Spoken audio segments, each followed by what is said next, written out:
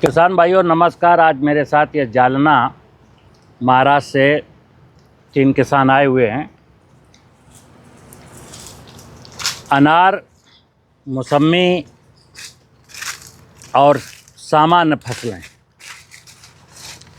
आप बताइए क्या दिक्कत है आपको? हम अनार की और मौसम्बी की फसल लगाते हैं और तो उसमें बहुत सारी समस्या आ रही है। वो काला माल हो जाता है, अनार में कीड़ा वगैरह बहुत सारी समस्या है, मर है उसमें, निमेटोड। ये समस्या से हम परेशान हैं। हमारा पूरा पैसा उसमें ही बर्बाद हो जा रहा है। पैसा घर को लगाए या दुकानदार को दे, समस्या बन गई है हमारे आगे। इसलिए हम सचान सर के पास में ये जो अमृत लेने के लिए आए।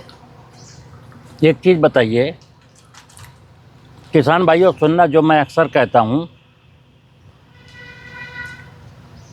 नाना प्रकार की फसलों में नाना प्रकार की समस्याएं आ रही हैं और उन समस्याओं से मुक्ति पाने के लिए हम नाना प्रकार के पेस्टिसाइड उपयोग करते हैं। अपनी गाड़ी कमाई का पैसा जो है बाज़ार में दे आते हैं, लेकिन उन समस्याओं से मुक्ति मिलती है क्या? नहीं मिलती, मुक्ति नहीं मिल रही। इसलिए हम परेशान हो गए। खेती करना है क्या करना, अब समस्या आ गई। मैं अक्सर एक कहानी सुनाता हूँ कि अगर कोई बीमार माँ है, जिस माँ के साथ अच्छा बिहेव नहीं किया जा रहा है और गर्भवती है और उसने संतान को जन्म दिया है और फिर भी उसके खाने पीने का ध्यान नहीं रखा जा रहा है, उसके साथ प्यार मोहब्बत का कोई बर्ताव नहीं किया जा रहा है, उसको गाली दिया जा रहा है, तो उसके बच्चे को कोई हेल्दी नहीं कर सकता, संस्कार नहीं दे सकता। ठीक इसी प्रकार ये धरती माता है। अगर ये बीमार है, अगर ये अस्वस्थ है, अगर मनुष्य इसके प्रति अच्छा बिहेव नहीं कर रहा है, तो इसमें चाहे जो फसल बोले ना, वो फसल बीमार होगी, अस्वस्थ होगी और फिर उसको स्वस्थ बनाने के लिए आप बाज़ार में पूरी ताकत लगा देना, लेकिन वो फसल हो सकता है कई बार आपको ऐसा लगे कि स्वस्थ हो गई है, लेकिन वो फसल केमिकल खा करके आपको जो दिख रहा है वो फिर आपको बीमार कर देगा, क्योंकि उसमें जो पेस्टिसाइड डालें वो आपके शरीर में जाने वाले हैं। इसलिए मैं अक्सर बोलता हूँ कि धरती माता को खूबसूरत बनाइए, धरती माता में ह्यूमस की मात्रा बढ़ाइए। और जब ह्यूमस की बात करता हूँ तो ह्यूमस में बताता हूँ जीवांश कार्बन, यानी कि जब मिट्टी की जांच कराते हैं तो उसमें लिख के आता है ना कि आपकी ज़मीन में 0.3% जीवांश कार्बन है। ये जीवांश कार्बन 1% से अधिक होना चाहिए, लेकिन लिख के आता है 0.3% है। सही। यानी 70% हमारे देश की जो ज़मीनें हैं जिनमें खेती की जाती है, उनकी फर्टिलिटी में 70% की गिरावट आ चुकी है। इसीलिए 70% आमदनी का 70% खेती में लागत बढ़ गई है और फसलों की उपज का स्वाद 70% कम हो गया है, 70% उसकी पौष्टिकता ख़त्म हो गई है। और इसीलिए दुनिया में हाहाकार मचा हुआ है, हर व्यक्ति बीमार है। तो मैं जीवामृत 2 चीज़ें बताता हूँ। एक बताता हूँ, पहला कि कार्बन डालिए ज़मीन में। कार्बन का मतलब है फसलों के अवशेष को आग मत लगाइए, बेचिए मत, फेंकिए मत। पशु पालिए, फसलों के अवशेष पशु को खिलाइए और पशुओं का गोबर खेत में लौटाइए। खरपतवार को बीडीसाइड डाल करके बिल्कुल मत मारिए। ये तो हुआ कार्बन का हिस्सा, कार्बनिक पदार्थ से बनेगा कार्बन। और मित्र, उसके बाद ये जीवामृत का कल्चर है। मैं कहता हूँ जंगल की मिट्टी का कल्चर है ये। हमारे पास 47 जंगलों का ये बैक्टीरिया है। कितने प्रकार के इसमें माइक्रोब्स हैं हमें नहीं पता। बनाने का तरीका बिल्कुल सिंपल है। इस प्रकार का एक ड्रम लेना है, 10 किलो जंगल की रिच मिट्टी लानी है, इस ड्रम में मिट्टी डालनी है, 200 लीटर पानी भरना है और 28 किलो चीनी या 28 किलो गुड़ डाल देना है। ये प्रकार का एक पंजा बनवा लेना है। डेली इसको ऐसे ऐसे चला देना है। चलाना इसलिए है क्योंकि इसमें जो माइक्रोब्स हैं वो पानी की ऑक्सीजन से काम चलाते हैं। जब हम इसको हिला देंगे तो पानी में ऑक्सीजन का लेवल हर रोज़ बढ़ जाएगा और उनका काम चल जाएगा। जंगल की मिट्टी अगर बहुत अच्छी थी तो 30 दिन में बनने वाला है। मतलब ये इस बात पर डिपेंड करेगा जो जंगल की मिट्टी लाए हैं उसमें नंबर ऑफ माइक्रोब्स कितने हैं।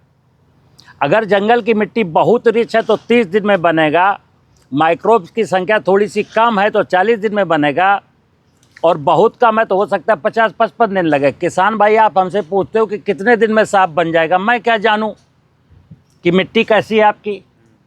लेकिन अगर आप मेरे द्वारा ये 5 लीटर जीवामृत ले जाएंगे ये वाला, तो गारंटी है 30-35 दिन में बन जाएगा। लेकिन अब बहुत सारे किसान यहाँ तक नहीं आ सकते, मैं चाहता भी नहीं हूँ कि दुनिया भर का किसान यहीं आए, तो अपने आसपास में 100-200 किलोमीटर जहाँ जंगल हो, जंगल से मिट्टी ला के बना लीजिए। जब बन जाएगा तो इसकी 20 लीटर मात्रा के 1 एकड़ ज़मीन में डालनी है। अगर पानी भर दिया गया है तो 20 लीटर की बाल्टी लीजिए और 1 एकड़ में 40 जगह आधा लीटर फेंक आइए। अगर पानी नहीं भरना है, खेत में नमी है जुताई करने लायक, तो इस 20 लीटर मात्रा को 100 किलो सूखी हुई गोबर की खाद में मिलाइए, सूखी हुई गोबर की खाद में। और जैसे यूरिया की टॉप ड्रेसिंग करते हैं वैसे बिखेर दीजिए, ब्रॉडकास्ट कर दीजिए, पीछे से ट्रैक्टर से जुताई कर दीजिए, बस बैक्टीरिया इनाकुलेट हो गया। अब ये कार्बनिक पदार्थ ज़मीन का भोजन है, और जब वो कार्बनिक पदार्थ, जब कार्बन बनेगा, कार्बन को ये बैक्टीरिया खाएंगे और ये मरेंगे, तो मरे हुए जीवों का अंश फसलों का भोजन है। ज़मीन मजबूत हो गई, ज़मीन में जीवांश कार्बन धीरे धीरे बढ़ा के 1% कर दिया, तो urea, DAP, potash, zinc, sulphur सबकी कहानी ख़त्म कर दूंगा। ज़मीन में बेनिफिशियल माइक्रोब्स हो गए तो भूमि जनित बीमारी फसल में लगेगी नहीं, तो फंजीसाइड की ज़रूरत पड़ेगी नहीं। उसके बाद फिर मैं कहता हूँ कि अगर खरपतवार की समस्या है, घर में पशु पाले हैं, तो खरपतवार हमारे पशुओं का भोजन बनते हैं, और पशु नहीं हैं तो फिर वीडीसाइड डाल के मारना पड़ता है। मित्र, इतनी सी कहानी है। हमारा उद्देश्य एक ही है, मैं कहता हूँ कि धरती माता को कैसे संपन्न बनाया जाना है।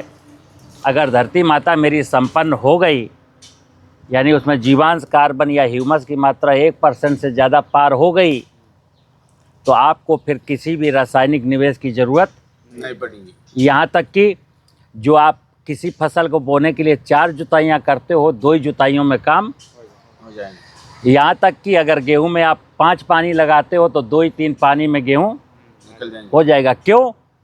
जहाँ मित्र कार्बन बढ़ता है तो कार्बन का काम है कि वो वाटर को होल्ड करता है, और कार्बन जब रिच होता है और फसलें पानी लेती रहती है ज़मीन से, तो जितना लॉस होता है पानी का, वो एटमॉस्फेयर की नमी वहाँ प्रेसिपिटेट होती रहती है। जंगल में यही चक्र चल रहा है। जंगल में कोई सिंचाई नहीं करता, कोई फर्टिलाइज़र नहीं देता, कोई बीमारी नहीं लगती, कोई कीड़ा नहीं लगता। तो हमें जंगल आधारित खेती करनी है, और खेती का मतलब है, कृषि विज्ञान में 4 स्तंभ हैं।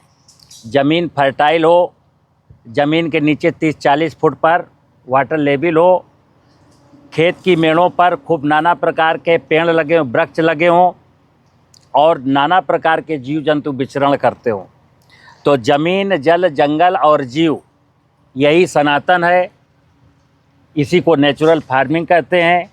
अब आज की तारीख में जैसे आप लोग वीडियो देखते हो, नेचुरल फार्मिंग खोलना जरा, प्राकृतिक खेती क्या है, तो कोई कहेगा हींग डाल दो, कोई कहेगा फिटकरी डाल दो, कोई कहेगा मट्ठे में तांबे का सिक्का डाल करके स्प्रे मार दो, कोई कहेगा मिट्टी को छान लो, पानी में घोल दो, उसका स्प्रे मार दो। ये मित्र, ये कोई साइंस नहीं है, ना ये दर्शन है, ये बिल्कुल बेवकूफ़ी की बात है। जंगल में कोई मट्ठा डालता है, हींग डालता है? हमें इस प्रकार के नाटकों की कोई ज़रूरत ही नहीं पड़ेगी। जैसे मैं कहता हूँ कि जिसने ज़मीन की पूजा की, यानी ज़मीन को फर्टाइल बनाया, जिसने वर्षा जल का पानी रोका खेत की मेड़ बना करके, जिसने खेतों की मेड़ों पर वृक्ष लगाए, जिसने जीव जंतुओं को मारना बंद कर दिया, अब उसको भगवान की पूजा करने की कोई ज़रूरत नहीं। किसी ज़मीन की फर्टिलिटी को बढ़ाना, वर्षा का पानी बचाना, खेतों की मेड़ों पर पेड़ लगाना, जीव जंतुओं को ना मारना, इससे बड़ा कोई धार्मिक अनुष्ठान है ही नहीं। और अगर मैं ज़मीन को बंजर बना रहा हूँ, वर्षा का पानी नहीं रोक रहा हूँ, जंगल को काट रहा हूँ, जीव जंतुओं को मार रहा हूँ, तो फिर चाहे जितने धार्मिक अनुष्ठान कर लेना, करते रहना धार्मिक अनुष्ठान। धार्मिक अनुष्ठान का मतलब है धर्मो रक्षति रक्षता। अगर धर्म को बचा लेंगे तो मेरी रक्षा धर्म कर लेगा। और धर्म माने होता है पंच महाभूत, और पंच महाभूत के द्वारा बनाई गई व्यवस्था। नमस्कार, मुझे उम्मीद है आपको मेरी बात पसंद आई होगी। बेटा बंद कर दे जाके। अब आप ले जाइए, ये ले जाएंगे।